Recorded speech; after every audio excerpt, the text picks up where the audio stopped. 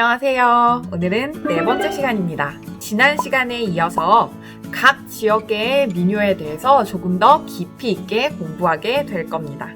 그 전에 저번 시간에 뭘 배웠는지 조금 더 상기하고 가야 되겠죠?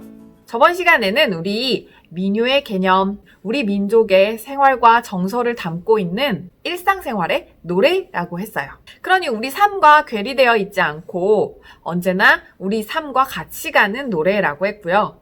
서민들이 부르고 즐기던 노래이기 때문에 서민들의 삶이 녹아있는 노래라고 했습니다. 그래서 이거는 따로 기록되어 있다거나 혹은 어디에 이렇게 잘 보관되어 있다거나 이런 게 아니라 사람들의 입에서 입으로 전해져 내려오는 그런 노래들이고요. 민요에 분류 체계가 있었는데 두 가지 분류 체계를 우리가 배워봤어요. 첫 번째 분류 체계가 전문성에 의한 분류라고 했었는데요. 거기에서 개념이 향토민요, 통속민요 이렇게 두 가지가 있었어요. 향토민요는 그 지역에서만 부르는 민요를 뜻하는 거고요. 통속민요는 이제 이 지역뿐만 아니라 더 나아가서 여러 지역에서 불려지는 민요를 통속민요라고 했어요.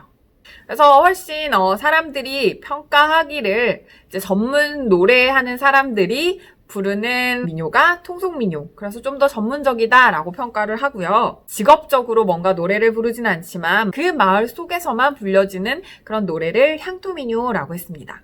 그리고 두 번째로는요. 지역에 따른 분류가 있다고 했어요. 지역에 따른 분류는요. 5가지로 구분해서 분류했죠. 서도민요, 경기민요, 남도민요, 동부민요, 하나 남은 게 바다 건너 제주민요. 이렇게 5개의 민요로 나누어진다고 했습니다. 각 지역의 음악적인 특징이 모두 다르다고 했어요. 중심적으로 쓰이는 음들도 달라요. 솔을 중심으로 할래? 그때 시대에는 솔이 있지 않았지만 그 음정을 중심으로 할래? 아니야, 나는 이 음정을 중심으로 할래? 나는 이걸 중심으로 할래? 라고 하는 거에 따라서 달라지고 그 안에 어떤 꾸밈을 넣거나 어떻게 음악적인 특징을 표현할 건지 이런 거에 따라서 각 민요가 분류된다라고 얘기를 했었어요. 그래서 토리라는 개념을 배웠었고요. 이 토리가 그 모든 걸 다 함축하고 있다라고 이해하면 된다고 이야기했었어요. 이제 각 지역의 토리가 어떠한지 여러분이 오늘은 그걸 살펴보고 이해하게 될 겁니다. 음악실에 있었으면 선생님과 같이 이해됐니? 이런 특징은 이렇게 나타나 들으면서 설명할 텐데 참 많이 아쉽습니다.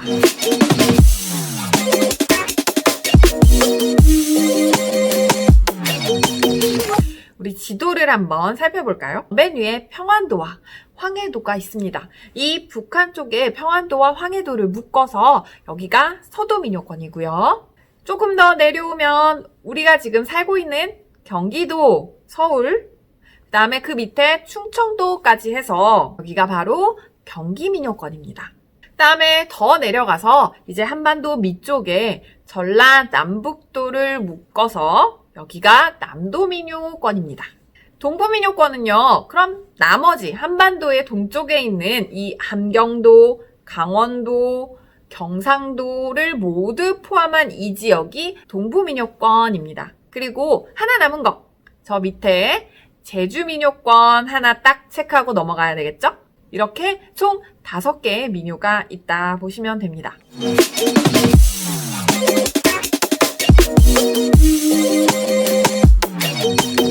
저번 지역에 따라 토리가 있다고 했죠. 이 지역에 따른 토리가 다 어디에 해당이 되는지도 구분해 볼 줄 알아야 되겠죠. 자, 그럼 위쪽에 서도민요권에는 어떤 토리가 있었죠? 네, 수심가 토리를 쓰고 있습니다.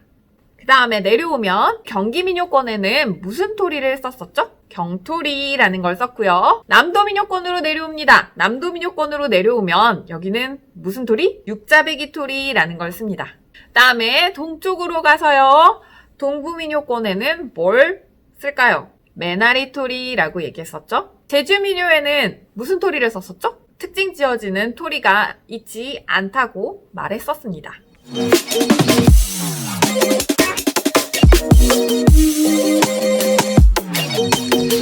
첫 번째로는요. 경기민요를 살펴볼 건데요. 이 경기민요는 서울, 경기, 충청도 지역의 민요라고 했는데요. 이 지역의 민요는 굉장히 가락이 부드럽고 서정적이다 라고 얘기를 해요. 실제로도 이 말투나 이런 것들이 훨씬 더 서울이나 충청도권이 훨씬 더 부드러운 느낌 아닌가요? 굴곡이 많이 있다거나 하지 않는 것 같아요. 선생님이 자세히 이 언어학을 막 공부하거나 방언을 공부하거나 이런 건 아니지만 개인적으로 듣기에는 그렇게 느껴집니다.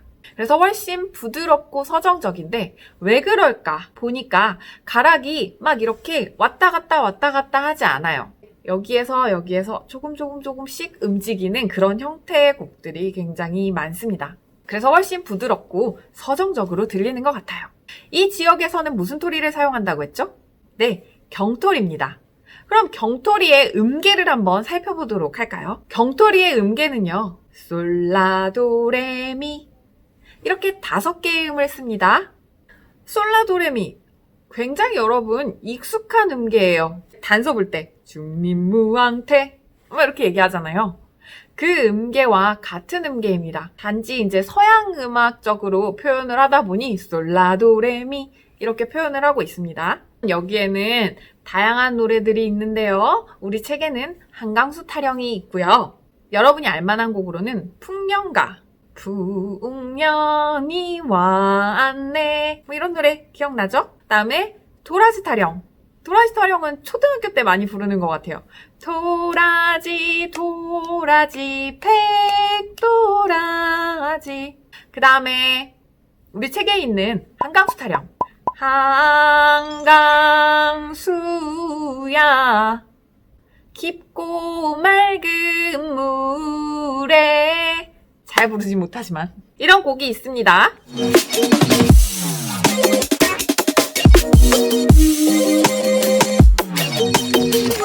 두 번째, 서도민요를 살펴보도록 하겠습니다. 서도민요는요, 황해도와 평안도를 포함하고 있는 그 지역의 민요라고 했습니다. 이 서도민요에는 어떤 토리가 사용된다고 했죠? 네, 수심가 토리를 쓴다고 했어요. 선생님, 수심가 토리가 뭔가요? 바로 수심가라는 민요의 이름에서 따온 거예요. 수심가를 살펴보니 가장 서도민요의 특징을 잘 반영하고 있더라라고 해서 수심가 토리가 되었습니다.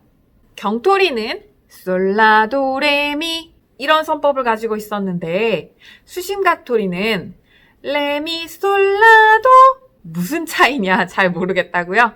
솔라도레미 레미솔라도 중심음이 달라졌어요.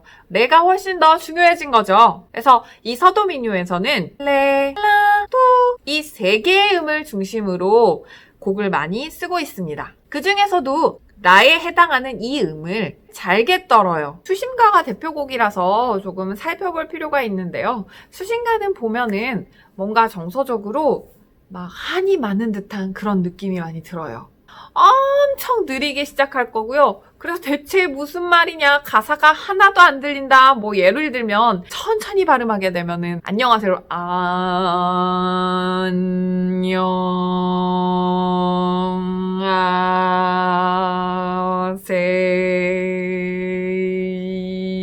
안녕하세요.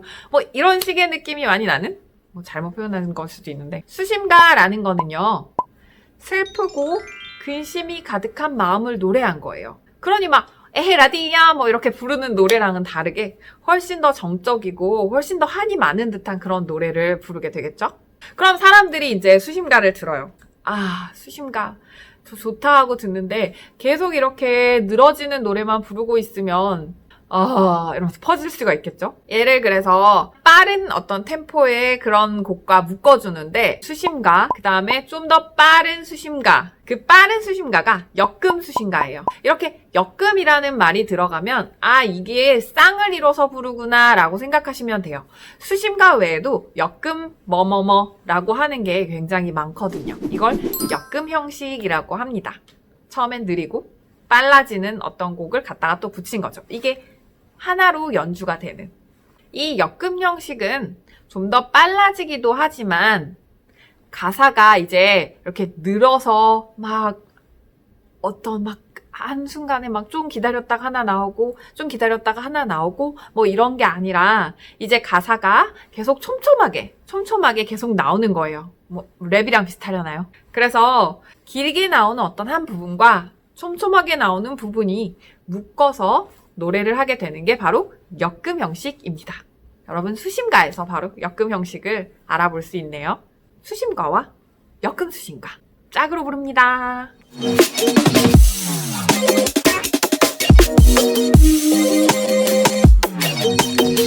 세 번째 동부민요로 가겠습니다. 동부민요는요, 메나리토리를 쓰고 있다고 했죠. 이 메나리토리는요, 올라갈 때는 미, 라, 도, 레 이렇게 네 음으로 올라가고요. 내려올 때는 5개의 음으로 내려와요.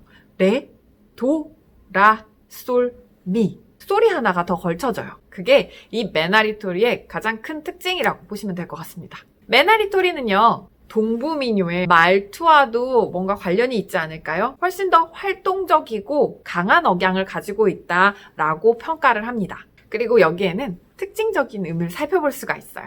내려올 때 레도 라솔미 이렇게 내려온다고 했는데 라솔미 라솔미 라솔미 이 음이 반복되면서 꾸며주고 있어요. 꾸미음의 역할을 하고 있어요. 올라갈 때 미솔라 이렇게 올라가는 경우는 없는데 내려올 때는 라솔미 거기가 산지니까 산에서 내려온다 라고 생각하면 되지 않을까요? 라솔미 라솔미 이런 특징이 많이 나타난다. 그러면 무조건 메나리토리라고 생각하시면 되겠습니다. 정선아리랑을 살펴보면요, 라솔미 라솔미 이게 굉장히 많이 나와요. 아리랑 아리랑 처음부터 나오죠? 굉장히 많이 나오는 음영이에요. 이 음영을 잘 기억해 두었다가 저건 메나리토리야 라고 하면 될 것 같습니다. 정선 아리랑도 되게 느려요. 처음에 이제 여러분이 들으면 답답해 언제 다 부르나 라고 할 수도 있어요. 워낙 여러분은 요즘 빠른 노래에 적응이 많이 되어서요. 이게 처음에는 느린 형식으로 있다가 빨라지는 역금이 붙습니다. 얘도 역금 정선 아리랑이 있어요.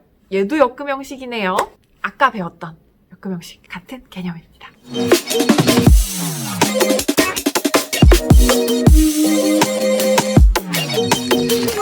네 번째 제주민요로 왔습니다. 제주민요는 제주도에서 불려지는 민요예요. 제주도는 따로 토리가 있다고 하지 않았죠? 토리가 없는 대신 특유의 억양이라든지 방언을 포함한 민요들이 굉장히 많습니다. 그리고 여러분이 알다시피 여기가 섬이기 때문에 어업에 종사하는 사람들이 굉장히 많았잖아요. 그래서 어업과 관련된 민요가 많습니다. 특히 거기에 가면 해녀분들이 엄청 많으시잖아요. 해녀분들이 부르던 민요가 굉장히 많습니다. 대표곡으로는 이어도 사나라는 곡이 있는데요. 이 이어도 사나는 해녀들이 배를 타고 나갈 때 부르는 노래라고 제시되어 있는데요. 이번에는 많이 잡았으면 좋겠다 그런 염원도 있겠고 정말 고되다 그 가사도 포함을 시키겠죠. 그게 바로 노동요였죠. 노동요.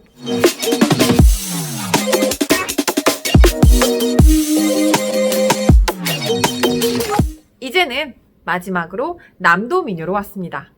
남도민요는요, 전라남북도를 포함하고 있다라고 보시면 되는데요. 이 지역은 사투리도 좀 더 늘어지고 뭔가 꾸며지는 느낌이 많다라고 생각이 들지 않나요? 민요의 특징도 똑같습니다. 표현도 좀 크고 늘어지는 음도 많고 가락도 풍부하고 표현도 풍부하고 이런 것들이 남도민요의 특징이라고 보시면 됩니다. 남도민요가 쓰고 있는 토리는 육자배기 토리라고 했었죠. 이 육자배기 토리가 어떤 특징을 가지고 있는지 알면 여러분도 남도민요 정도는 흉내낼 수 있지 않을까라는 생각이 듭니다. 자, 육자배기 토리는요, 3개의 음으로 구성되어 있습니다. 이 3개의 음은요, 미, 라, 도. 이게 각각의 특징이 달라요. 미는요, 떠는 소리, 떠는 목이라고 얘기하고요. 라는요, 평으로 내는 소리, 평으로 내는 목 이렇게 얘기를 하기도 하고요. 도는 꺾는 소리, 꺾는 목 이렇게 얘기하기도 합니다. 그러면 처음에 떠는 소리는 어떻게 내야 하느냐? 얘는 굵게 떨어주세요 라고 얘기합니다. 그래서 굵게 평으로 내는 소리는 쭉 깨끗하게 내주세요 라는 의미예요. 그래서 그 다음에 마지막으로 꺾는 목은요, 꺾어서 소리 내주세요. 그래서 이렇게 꺾어서 내줍니다. 도를 유지하고 있지 않아요? 바로 떨어져요. 그래서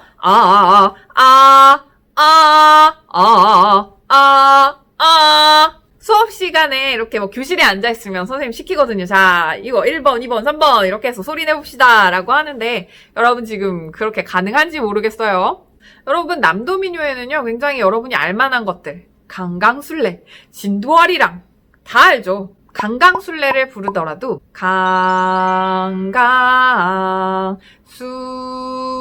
강강술래 뭐 이렇게 부르는데 육자베개 토리처럼 이렇게 떠는 거 제대로 살려서 부르면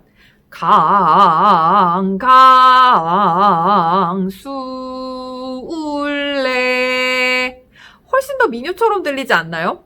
진도아리랑도 아리아리랑 쓰리쓰리랑 아라리가 났네 뭐 이렇게 부르는 것보다는 아리아리랑 쓰리쓰리랑 아라리가 났네 이렇게 부르면 훨씬 더 민요같이 들리잖아요. 여러분도 하실 수 있습니다. 우리 책에 제시되어 있는 거는 세 타령입니다. 이 산으로 가면 쑥쑥 저 산으로 가면 쑥쑥 여러분 많이 들어봤을 텐데 그런 어려운 거는 약간 향토민요에서 통성민요로 발전하면서 훨씬 더 어려워졌다라고 보면 될 것 같아요. 우린 뭐 이 정도 부를 수 있지 않을까요? 새가 날아든다 왠가 찹새가 날아든다 뭐 이 정도 따라 부를 수 있지 않을까요? 뭐 열심히 연습하면 부를 수 있겠지만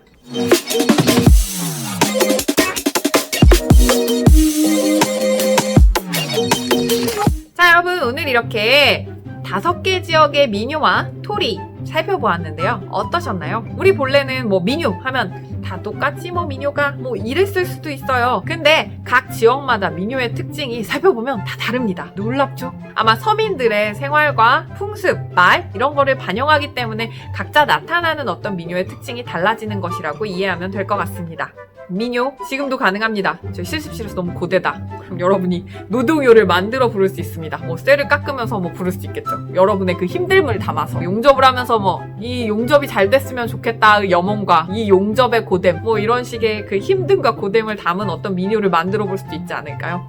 선생님이랑 수업 시간에 만나면 여러분의 민요를 한번 만들어 볼까요? 여러분의 그 노동요, 여러분의 실습 시간이 훨씬 풍부해지고 행복해지지 않을까요? 5, 6시간을 아주 그냥 눈 깜짝할 새에 해치울 수 있는 그런 특별한 노래가 될 수 있도록 어서 오세요. 민요 만들자. 민요가 여러분에게 아직 어색하고 멀게 느껴질 수 있어요. 그래도 여러분이 하나하나 알아가고 이해하면 조금 더 특별한 무언가를 발견할 수 있지 않을까요? 한국의 전통음악이기 때문에 여러분이 훨씬 더 이해를 잘 하고 있어야 될 것 같다라는 생각이 듭니다. 누가 따로 뭐 외국 사람들이 막 지켜주거나 하진 않을 거 아니에요. 즐거운 한 주 되시고요. 다음 시간에 만나요.